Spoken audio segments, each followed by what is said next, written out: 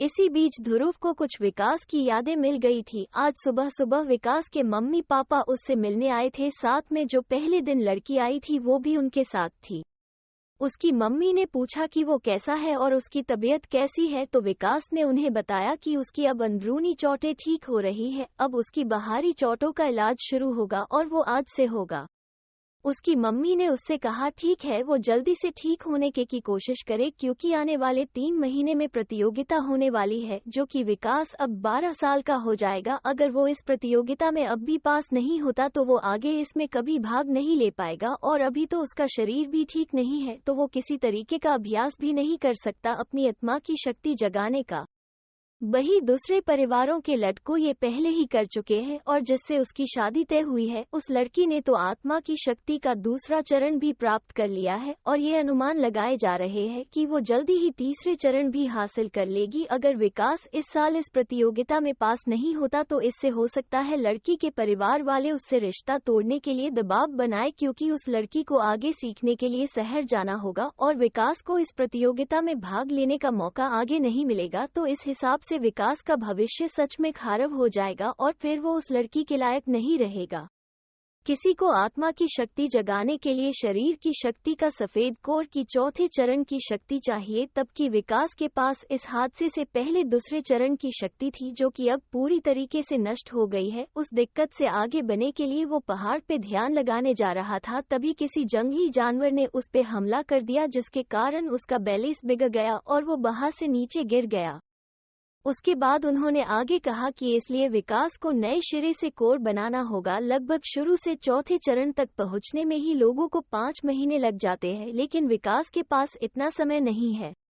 अगर विकास इस बार के प्रतियोगिता में फेल होता है तो हो सकता है कि परिवार के बुजुर्ग भी उस पे ध्यान देना बंद कर दे और उसको ट्रेनिंग के लिए उपयोगी सामान देना बंद कर दे। अगर ऐसा होता है तो विकास की मदद उसके माँ बाप भी नहीं कर पाएंगे और बिना परिवार के स्पोर्ट के विकास के लिए चीजें बहुत ज्यादा मुश्किल हो जाएंगी। फिर उसके माँ बाप कुछ देर तक उससे बात करते रहे। बातों बातों में उसे ये पता चला कि जो लड़की है वो उनके पास में ही रहती है और उसने भी आत्मा की शक्ति जागृत कर ली है और थोड़े दिनों में वो के दूसरे चरण में चली जाएगी और अभी वो सफेद कोर के छठे चरण में है। ऐसे ही बात करते करते थोड़ी देर में वो वहां से चले गए। तब विकास अकेला था तो वो सोचने लगा कि उसके पास थोड़ा ही समय बचा है, उसमें ही उसे इन सब चीजों को हासिल करना है, नहीं तो उसकी ये जिंदगी नरक बन जाएगी। इस जगह पे तो ध्रुव को उसकी पिछली जिंदगी से भी ज्यादा परेशानी है। वो इन सब चीजों को आखिर कैसे करेगा, क्योंकि ये चीज आसान तो होने वाली नहीं थी। तब विकास ये सब सोच रहा था, तभी बाहर से एक अंदर आया। उसने विकास से कहा कि उसे हकीम जी बुला रहे हैं। तब विकास ने उस लड़के की आवाज सुनी तो वो अपनी सोच से बाहर आ गया और उस लड़के से बोला, ठीक है, मैं चल रहा हूँ, 1 मिनट रुको। उसने उसके बाद अपने बिस्तर से नीचे उतर के जो उसने चादर ओढ़ रखी थी वो साइड में तय लगा के रखी। इसके बाद उसने उस लड़के के पास जाकर कहा, चलिए भाई। फिर वो लड़का विकास के आगे चलने लगा तो विकास भी उसके पीछे चलते हुए एक पतली सी गली से निकल के एक कमरे के सामने पहुंचे। उस लड़के ने आगे बका गेट पे लगी हुई घंटी को बजाई, जो कि एक घंटी नुमा थी जैसी मंदिर में होती है।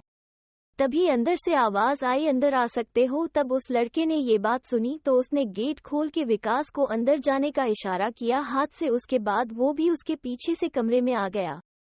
कमरा पुराने जमाने के तरीके से बना हुआ था। कमरे के बीच में मेज लगी थी और कमरे में दूसरी तरफ एक पेड़ लगा हुआ था। वही दूसरी तरफ उस लड़के ने उसने झुक के प्रणाम करते हुए कहा, गुरुदेव, मैं आपके आदेश अनुसार इस लड़के को ले आया हूँ। वही तो उस हकीम ने जिसने विकास इलाज किया था, उसने कहा, ठीक, अब तुम जा सकते हो। ये सुनने के बाद वो लड़का दोबारा से प्रणाम करके गेट बंद करते हुए बाहर से चला गया। तब विकास ने ये देखा तो उसने उनको झुक के प्रणाम किया। फिर उस आदमी ने विकास को अपने हाथ से इशारा करते हुए उसे पास में पड़े हुए कालीन पे बैठने का इशारा किया। उसके बाद उसने विकास देखते हुए कहा, अब तुम्हारी चोटें पहले से काफी ठीक हो गई है। अब तुम्हारी बाहरी चोटों का इलाज करने का समय आ गया है, जिसकी शुरुआत हम आज से करेंगे, ठीक है? विकास ने उनकी बात सुनकर हाँ में अपनी गर्दन हिलाई। इसे देख के उस हकीम ने उठ के उसको अपने पीछे आने के लिए कहा। फिर वो उस कमरे से निकल कर जाने लगे तो विकास को याद आया कि वो लड़का इनको गुरुदेव कह रहा है, मतलब ये बच्चों को सिखाते भी है। अगर वो उसे भी अपने शिष्य के रूप में स्वीकार कर ले तो विकास को काफी मदद हो जाएगी। तब विकास इन सब चीजों को सोच रहा था, तभी उन हकीम के साथ चलते हुए विकास एक कमरे में आ गया जहां पर बाथटब था, लेकिन ये आकार बहुत बड़ा था और ये किसी अनजान धातु का बना हुआ था जिसका ध्रुव को पता नहीं था।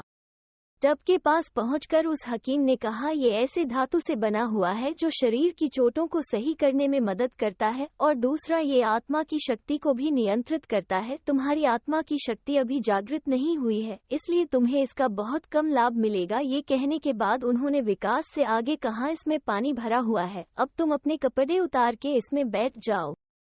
तब विकास ने बात सुनी तो उसे शर्म आने लगी, क्योंकि वो पिछली दुनिया में लगभग 17 साल का था और ऐसे किसी के सामने उसे कपड़े उतारना बिल्कुल भी अच्छा नहीं लग रहा था।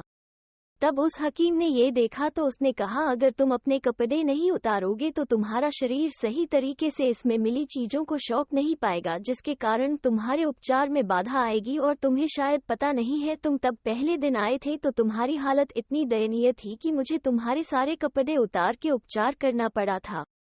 ये बात सुनकर विकास को आश्चर्य हुआ, लेकिन फिर उसने सोचा कि उसके